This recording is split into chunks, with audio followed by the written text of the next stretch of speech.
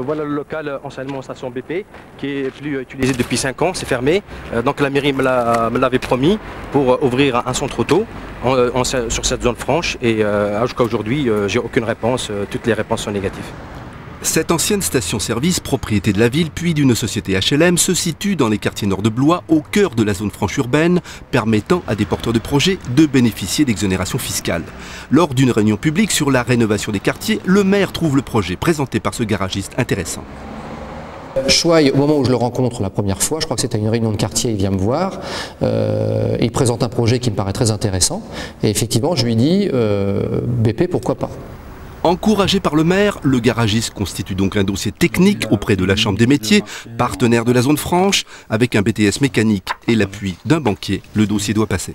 Nous avons émis un avis favorable sur la viabilité économique du projet de M. Chouaï concernant son installation en réparation mécanique dans la zone franche urbaine de Blois.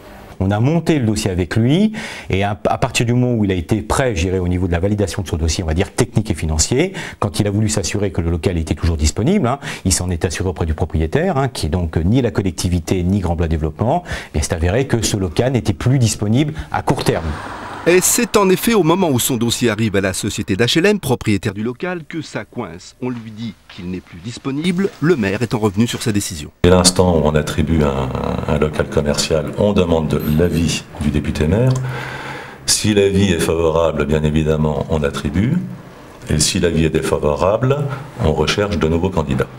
C'est alors que le garagiste apprend que le maire aurait aussi promis il y a 4 ans le local à des commerçants d'une galerie marchande destinée à être détruite et qui attendent toujours une réponse. Ils m'ont proposé BP Avenue de France, le local qui se trouve là-bas, qui est fermé depuis une dizaine d'années, je pense. Donc ils m'ont dit oui, ok. Donc ça a traîné pendant 4 ans. Et en disant qu'ils allaient faire les travaux, et puis après que c'était à moi de faire les travaux, et ainsi de suite. Donc pendant 4 ans, ils m'ont emmené en bateau.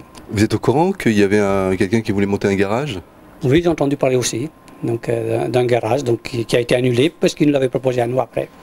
En fait, ce que le maire n'a pas dit aux garagistes et aux commerçants, c'est qu'il a d'autres projets beaucoup plus intéressants pour ce local situé à un endroit stratégique. On a imaginé 2 types de projets. Le projet qu'il pouvait monter et éventuellement trouver quelqu'un à côté qui pouvait s'implanter, c'est pas facile, je vous le cache pas. Et ensuite, on a imaginé un plot avec 4 commerces. Toutes ces idées ont été abandonnées aujourd'hui. Je pense que si M. Chouaï veut absolument y aller, libre à lui d'y aller et on ne l'empêchera pas. Moi, je n'ai pas la capacité de l'empêcher, ça ne m'appartient pas. Si le local ne lui appartient pas, il reste pourtant le maître d'œuvre du grand projet de rénovation des quartiers nord évalué à 200 millions d'euros pour changer l'image de la ville. On peut alors se demander si un petit garage de quartier y avait sa place.